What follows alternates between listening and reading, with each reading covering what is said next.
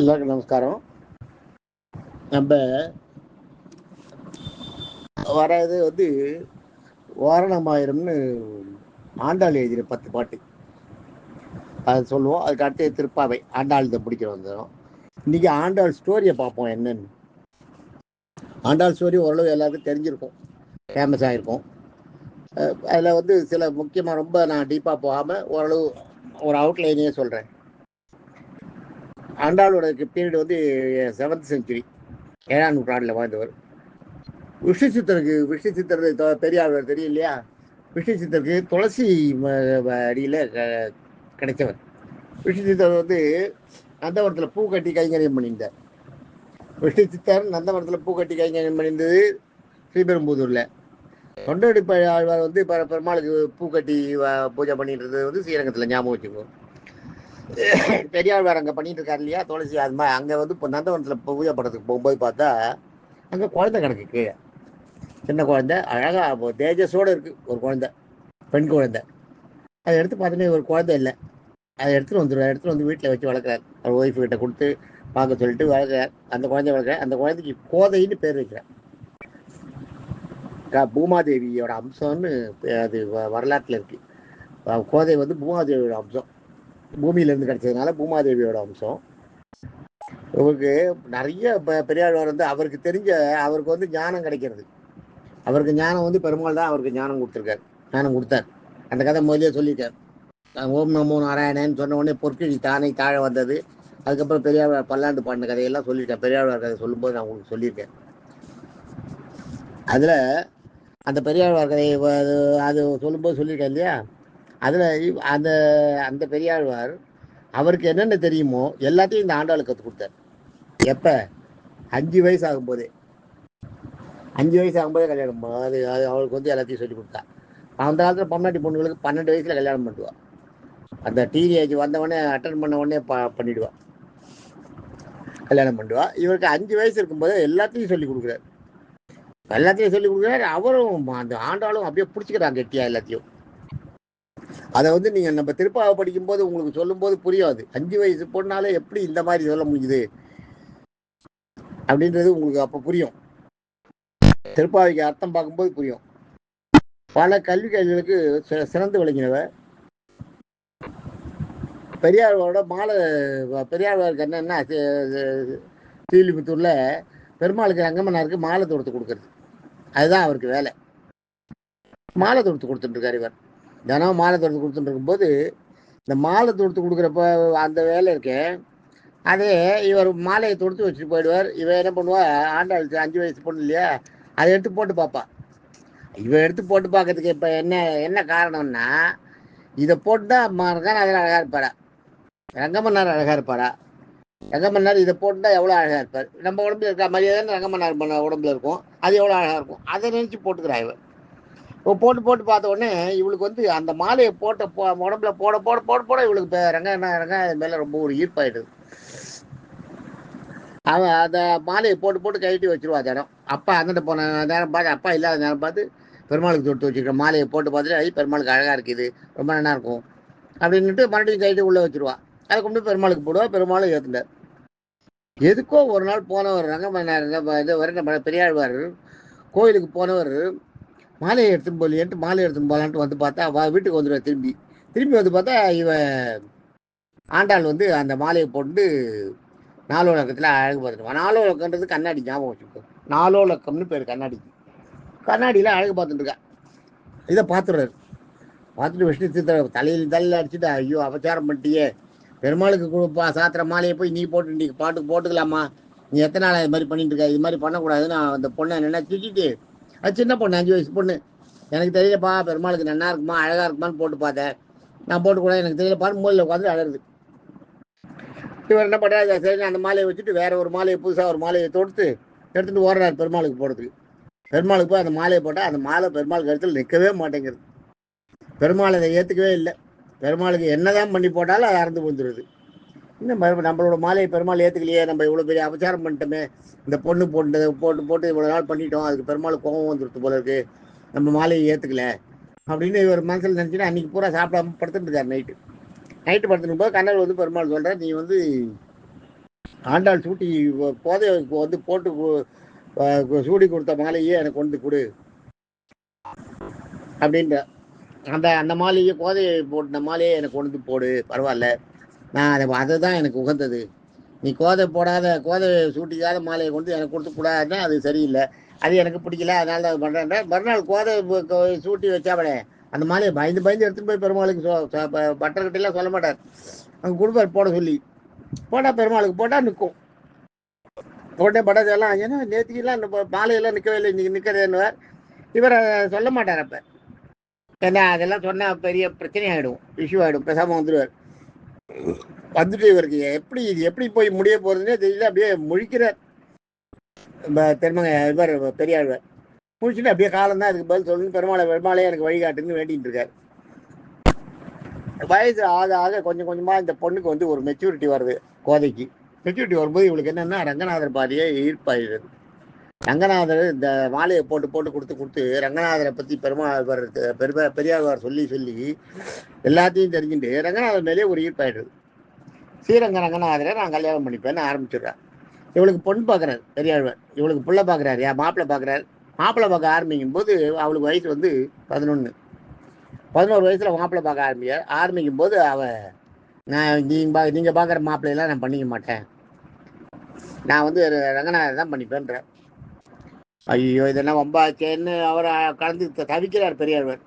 தவிச்சுட்டு கடைசியில் என்ன பண்ணுறார், இவளுக்கு மட்டும் சொல்லலை, சொல்லிட்டு இது பண்ண உடனே பெருமாளை வேண்டார் என்ன பண்ணுறதுன்னு. சொல்லிட்டு என்ன பண்ணுறா, பெருமாள் நீ எல்லா பெருமாளையும் வேண்டிக்கோமா. இவருக்கு தெரியும் இல்லையா முதலே பெருமாள் வந்து இவளோட மாலையை உரிமை வாங்கிட்டது. சரி நீ எல்லா தெய்வத்தையும் நீ வேண்டிக்கோ, நல்லது நடக்கணும்னு அப்படின்னு சொல்கிறார். சொல்லிட்டு பண்ணுறாரு. அது மாதிரி இந்த பொண்ணோட சூட்டின மாலையை பெருமாளுக்கு போட்டு நேரம் சரியாக வரும்னு காத்துட்டுருக்காரு.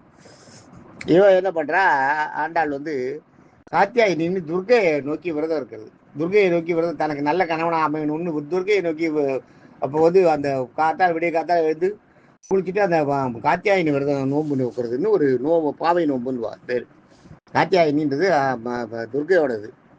நவராத்திரியில் பார்த்தீங்கன்னா 6வது நாள் காத்தியாயினி விரதம், காத்தியாயினி நோன்பு 6வது நாள் பண்ணுவாள் காத்தியாயினி பூஜை.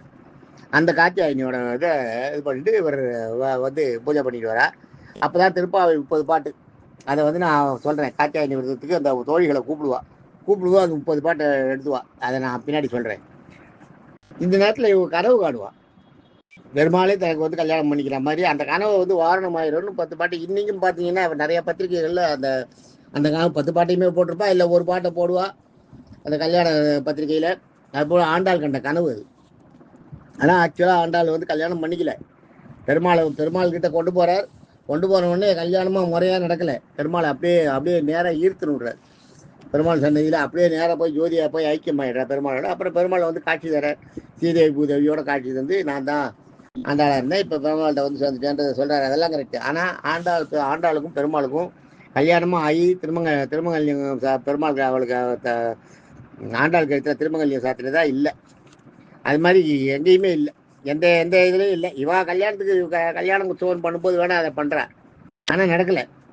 வல்லபதேவன் ஒரு ராஜா, அவனோட கனவுலையும் போய் சொல்கிறாரு. அப்புறம் அதுக்கு நடுவில் வந்து ஒரு நாள் வந்து இவர் பெரியாழ்வார் பெருமாள்கிட்ட புலம்பும்போது அன்றைக்கி ராத்திரி பெருமாள் கனவுல வந்து நாளைக்கு உன் பொண்ணை கல்யாணம் இது பண்ணி கல்யாணம் அலங்காரம் பண்ணி என்னோட ஸ்ரீரங்கத்துக்கு கூட்டிட்டு வான்னு சொல்கிறார். அதே மாதிரி இவர் கூட்டின்னு போகிறார், ஆண்டாளை கூட்டின்னு போகிறார். அதே நேரத்தில் ஆண்டாள் வந்து ஸ்ரீரங்கத்தில் இருக்க பட்டாச்சாரிக்கும் சொல்லிடுறார், இது மாதிரி பாரா நான் கல்யாணம் பண்ணிக்க போகிறேன், இதுக்கான எல்லா ஏற்பாடும் பண்ணி வைங்கன்னு. அதே மாதிரி வல்லபதேவன்கிட்டையும் சொல்லியிருக்கார். வல்லபதேவன் தான் முதல்ல வந்து பெரியாழ்வாரை ஆதரிச்சவன். அந்த கதை நான் முதல்ல உங்களுக்கு சொல்லியிருக்கேன். அந்த வல்லபதேவனுக்கும் அவனுக்கும் வந்து கனவுல வந்து இது மாதிரி நாளைக்கு வந்து ஆண்டாளை வந்து என்னோட ஊருக்கு ஸ்ரீரங்கத்துக்கு கூட்டிட்டு வரதுக்கு சிறப்பான ஏற்பாடு பண்ணுன்னு சொல்கிறார். அது மாதிரி கூட்டிட்டு வந்து அவளை பங்குனி மாதம் உத்திர நட்சத்திரம்னு நினைக்கிறேன். பங்குனி மாதம் சித்திரை நட்சத்திரமா ஏதோ ஒன்றில் கொண்டு ஆண்டாளுக்கு கல்யாணம் பண்ணி வைக்கிறதுக்கு கூட்டு வருவார். பல்லவராஜா என்ன பண்ணுறான், அந்த பல்லவ பாண்டியன் அவன் பேர். அவன் வந்து என்ன பண்ணுறான், ஸ்ரீவில்லிபுத்தூர்லேருந்து ஸ்ரீரங்கம் வரைக்கும் பந்தல் போட்டு அனுப்பி வைக்கிறான் அவளை, ஆண்டாளை. அதே மாதிரி ஆண்டாள் போன உடனே பெருமாள் அவளை ஏற்றுக்கிறார், கல்யாணம் பண்ணுறார், எல்லாம் பண்ணுறார். அவளை வந்து அவளை ஏற்றுன உடனே அங்கே போன உடனே பெருமாளை பார்த்த உடனே அப்படியே பாடுவா. அவள் பாடின பாட்டு அவள் வந்து ஆண்டாள் வந்து 30 இது பாடியிருக்கா. திருப்பாவை 30 பாடியிருக்கா. நாச்சியார் திருமொழி 143 பாட்டு. இந்த நாச்சியார் திருமொழியில தான் வரும் வாரணமாயிரம், நடுவில் வரும். அந்த வாரணமாயிரமும் பாடிட்டு அவள் பாடியிருக்கா. அப்படி இது பண்ணவளை பெரியார் வந்து கூட்டின்னு போகிறார், ஸ்ரீரங்கத்துக்கு கூட்டின்னு போகிறார். ஸ்ரீரங்கத்தில் பெருமாள் பட்டாச்சாரிட்டி சொல்லியிருக்கார். எல்லாருக்கும் நடுவில் பெருமாளுக்கு போய் நிற்கிறார். நின்னவொடனே அப்படியே போயிடுவார், உள்ளே போய் சேர்ந்துடுவார். இன்றைக்கும் திருப்பதி ஆண்டாள் மாலைன்னு இன்றைக்கும் திருப்பதிக்கு போகிறது. அதே மாதிரி ஆண்டாள் கல்யாண உற்சவத்துக்கு திருப்பதியிலேருந்து மாலை வருது ஸ்ரீவில்லிபுத்தூருக்கு. இன்றைக்கும் பிரம்மோற்சவம் நடக்குது பாருங்க திருப்பதி பிரம்மோற்சவத்துக்கு, பங்குனி மாதம் நடக்கிற பிரம்மோற்சவத்துக்கு ஸ்ரீவில்லிபுத்தூர்லேருந்து ஆண்டாள் மாலை போடுறது. அங்கே இங்கே திருப்பதி கொடை போடுறது பாருங்க. அதே மாதிரி அங்கேருந்து ஸ்ரீவில்லிபுத்தூர்லேருந்து திருப்பதிக்கு எடுத்துட்டு போவா மாலை. அதே மாதிரி அங்கே கல்யாண உற்சவம் நடக்கும் பங்குனி மாதம் இதில் ஸ்ரீவில்லிபுத்தூரில் ஆண்டாள் கல்யாண உற்சவம் நடக்கும்போது இப்போ திருப்பதி பெருமாளோட மாலை வரும். அந்த மாதிரி திருப்பதி பெருமாளுக்கும் ஒரு இது உண்டு. கள்ளழகருக்கு வந்து ஆண்டாள் மாலை போகும். அது மாதிரி நிறைய ஆண்டாள் வந்து 12 வயசு இருக்கும்போதே பெருமாள் ஐக்கியமாயிடுறான். அவள் பாடினது வந்து அதான் நாச்சியார் திருமொழி 143 பாட்டு. இது ஒரு 30 பாட்டு. திருப்பாவை ஒரு 30 பாட்டு. இந்த திருப்பாவை தான் நம்ம அடுத்து நாச்சியார் திருமொழி 10 பாட்டை பார்த்துட்டு அதுக்கப்புறம் திருப்பாவை போகும். அதே மாதிரி பார்த்தீங்கன்னா ஆண்டாள் கையில் ஒரு கிளி இருக்கும், பார்த்துருக்கீங்களா? ஆண்டாள் கோயிலுக்கு ஆண்டாள் பிறந்த மண்ணுக்கு நானும் ரங்கநாதனும் போயிருக்கோம். போய் ஆண்டாள் சன்னதியில் போய் அங்கே நின்று ஆண்டாள் பிறந்த மண் அந்த துளசி மடம் அதுக்கு இடம் ஆண்டாள் அவதரித்த இடம்னே போட்டிருக்கான். அதெல்லாம் போய் பார்த்துட்டு வந்தோம். நான் முதல்ல 4 தடவை பார்த்துருக்கேன். ரங்கநாதன் நானும் கூட ஒரு தடவை போனோம், போய் அதை பார்த்துட்டு வந்தோம். அது மாதிரி ஆண்டாளுக்கு வந்து அந்த பூ ஒன்று கையில் ஒரு கிளி இருக்கும். அந்த கிளி வந்து மாதுளம்பூவால் செய்கிற கிளி. மாதுளம்பூ தான் அந்த கிளி மூக்கு அந்த உடம்பு அதெல்லாம் செய்யறதுலாம் வந்து மாதுளம்பூவால் செய்கிறா. தினம் அந்த கிளியை மாற்றி செய்கிறா. அது ஒரு குடும்பத்தார அதை ஒரு வரமாக ஏற்றுருக்க அதை பண்ணுறா. அதை வந்து ஒரு வைராக்கியமாக நம்ம செய்கிறேன்னு ஒத்துருக்கா, அதை பண்ணிட்டு இருக்கா. அவளோட காரியம் அது. அதே மாதிரி பார்த்தீங்கன்னா இந்த காத்தியாயினி விரதம்ன்றது ரொம்ப ஃபேமஸ்ஸு. காத்தியாயினின்றது வந்து கௌரி, அதான் துர்கைக்கு உமா, கௌரி, காளி, ஈஸ்வரின்லாம் 10 பேர்லாம் இருக்குது. அந்த மாதிரி இப்போ இந்த காத்தியாயினி விரதம் பண்ணுறவங்களுக்கு பெருமாளுக்கு இது காத்தியாயினி விரதம் பண்ணுறவங்களுக்கு கல்யாணம் சீக்கிரம் நடக்குமா. இவன் காத்தியாயினி விரதம் இருந்து ஆண்டாள் பண்ணி தான் எல்லா பெண்களையும் கூப்பிட்றா. தனக்கு மட்டும் பார்க்கல, எல்லா பெண்களையும் கூப்பிட்டு அவளுக்கும் கல்யாணம் ஆகணுன்றதுக்காக கூப்பிட்றா. எல்லாரையும் கூப்பிட்டு கல்யாணத்துக்கு அந்த திருப்பாவை இது பண்ணுறா. அதை நம்ம அடுத்ததில் பார்ப்போம். நாளைக்கு நாச்சியார் திருமொழின்னு அவள் கண்ட கனவு. நான் கனவுல அவள் என்ன பண்ணுறா, தன்னுடைய கனவை தன் தோழிக்கு சொல்கிறா, தான் கண்ட கனவை. அதில் நாச்சியார் திருமொழியில் 10 பாட்டு, வாரணமாயிரம் சூழ வளம் செய்துன்னு அந்த பாட்டை நாளைக்கு பார்ப்போம். தேங்க்யூ. ஆண்டாளோட கதை 13 வயசு தான். ஆண்டாள் இருந்தது 12 வயசு வரைக்கும் தான் இருந்தா. 12 வயசில் போய் பெருமாள்கிட்ட ஐக்கியமாயிடுறான். 11 வயசில் அவள் எழுதினது இந்த பாட்டெல்லாம். தேங்க்யூ.